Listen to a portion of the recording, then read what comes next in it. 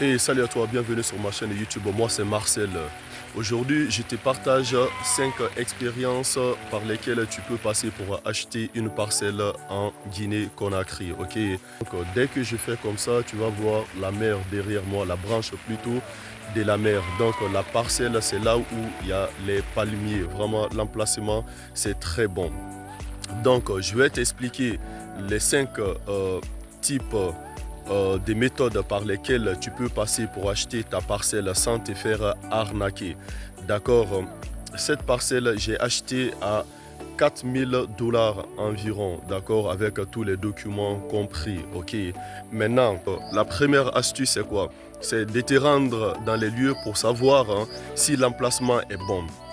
Alors, dans cette première astuce, tu vas voir par exemple ici sur cet emplacement.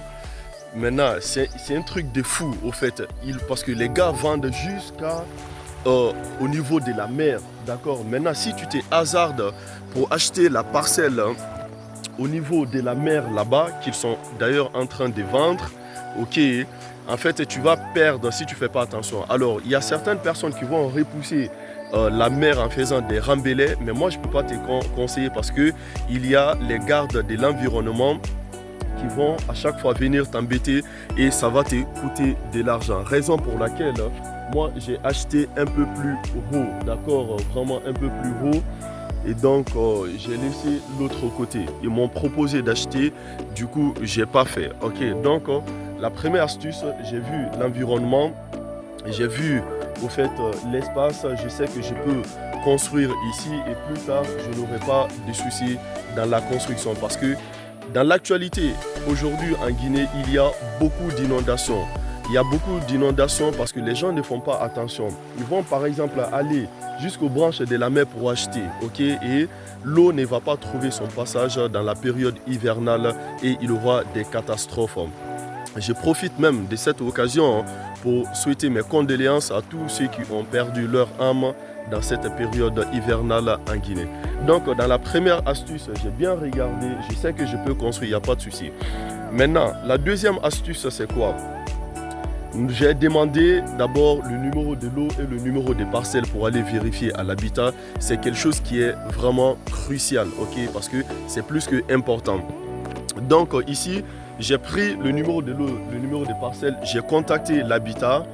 Et j'ai vérifié, après vérification, ils m'ont dit d'abord que c'est validé, le terrain a été validé, premièrement. Deuxièmement, c'est pas réservé par l'État, ok, c'est pas une zone réservée par l'État. Donc je me suis bien rassuré. Et troisièmement, ça n'a pas été vendu par quelqu'un, ok, ils n'ont pas vendu plutôt à quelqu'un. Donc voilà, donc dans ça, fais très attention. Va d'abord vérifier, faire des vérifications d'abord avant de faire n'importe quel paiement si tu es à l'étranger.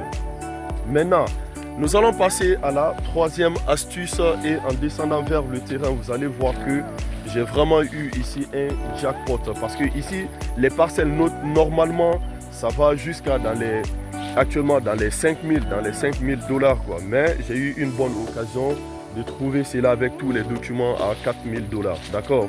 Maintenant, après, dans la troisième astuce, comment dirais-je, j'ai essayé maintenant de contacter la famille, savoir si c'est une famille qui me vend ou bien c'est une personne individuelle. Maintenant, la partie là est très importante parce que généralement, ici en Guinée, il y a quand une famille te vend par exemple une parcelle, ils vont faire exprès. C'est-à-dire il y a un membre de la famille qui serait peut-être à l'extérieur ou bien ils vont cacher cette personne, ok. Et quand tu finis de vendre la parcelle, quand tu finis d'acheter la parcelle, cette personne va venir pour dire que ah, moi j'étais pas là quand tu achetais la parcelle. Du coup, je ne suis pas d'accord pour cette vente et tu seras obligé de payer encore d'autres sommes supplémentaires et si tu ne fais pas attention, tu peux perdre le terrain.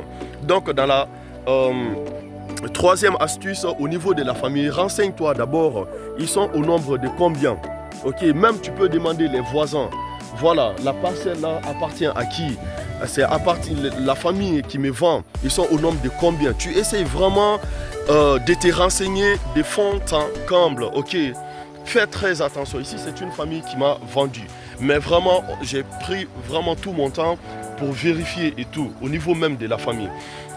Alors, dès que les vérifications sont faites, regarde aussi le plan de lotissement.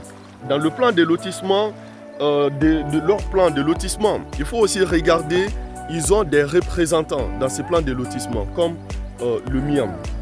Dans ces plans de lotissement, avant de passer au paiement, rassure-toi que, par exemple, le nombre de personnes qui est sur le plan de lotissement, que ces personnes soient présentes le jour du paiement. Ça, c'est très important. Sinon, tu mets ton argent à la poubelle. Et moi, je me suis rassuré de tout cela. Maintenant, la quatrième astuce que je vais te dire, c'est aussi très important, surtout si tu vis à l'étranger. Ok, du moment que tu vas payer l'argent, par exemple, moi, je suis sur le terrain. Il n'y a pas de souci, mais si tu n'es pas à l'étranger, la personne que tu vas donner l'argent pour venir faire le paiement, fais aussi très attention. Ok, donne à la bonne personne. Moi, de mon cas, quand même, j'ai payé l'argent cash et puis nous étions dans leur famille. Et aussi, dans la quatrième astuce, essaie toujours de faire, comment dirais-je, un recording sur le terrain pendant que tu fais le paiement. Essaie aussi de prendre leurs photos pendant que vous êtes sur le terrain. Ça, c'est très, très important. Ok. Maintenant, la cinquième astuce, c'est quoi? Au niveau des documents. Ok. Si tu es en Guinée, par exemple, ok, ça peut être aussi pareil dans beaucoup de pays en Afrique. Essaye aussi de prendre, par exemple, un reçu de paiement. Ça se vend à l'habitat ici, à l'habitat de Koya. Ok. Je ne connais pas les autres habitats. Prends un reçu de paiement ou bien tu écris à main levée. Tu peux aller même sur ChatGPT ou bien Google prendre des formulaires, ok, et tu remplis avec eux. Maintenant, dès que ça c'est fini, essaie aussi de prendre ta donation à la justice. Au niveau de la justice, il y a des donations. Tu peux prendre la donation par exemple chez le chef de district. Mais moi, je te conseille, j'ai pris des renseignements par rapport à cela et les professionnels nous ont fait comprendre que prendre la donation au niveau de la justice, c'est très très important que de prendre chez le chef de district. Ok. Maintenant, tu prends la bonne donation, tu essayes de remplir la donation. Ok, ça va trouver que tu as fini de faire les paiements. Maintenant, après ça, voilà, là, tu auras des témoins. Voilà, et qui vont signer, tu vas signer ta donation et tout. Maintenant, par la suite, tu vas aller retourner à l'habitat pour faire ton plan de masse. Voilà, en bonus, essaye toujours, bon, après avoir fini de faire la donation, les paperasses et tout, essaye de faire tes marques sur le terrain, au moins une annexe, et essaye de sécuriser quand même. Sinon, plus tard, tu peux avoir des soucis parce que quelqu'un peut venir te prendre une portion et tu n'auras pas à te plaindre. Voilà les 5 astuces que je voulais te partager pour l'achat des terrains. Si tu as aimé cette vidéo, n'hésite pas, partage autour de toi parce que ça peut aussi aider d'autres personnes dans l'achat de leur terrain. Parce que beaucoup se font arnaquer et ils ne connaissent pas toutes ces astuces que je suis en train de te partager. Moi déjà depuis 2020, je suis dedans. Je me suis une fois fait arnaquer, mais j'ai chopé les personnes et je les ai fait payer cela. Ok, mais ils m'ont remboursé derrière. J'ai eu pas mal d'expérience là-dessus. Donc voilà, merci de partager la vidéo. Je sais que ça va te servir et servir d'autres personnes autour de toi. Moi, je te dis à très bientôt dans une prochaine vidéo. Ciao.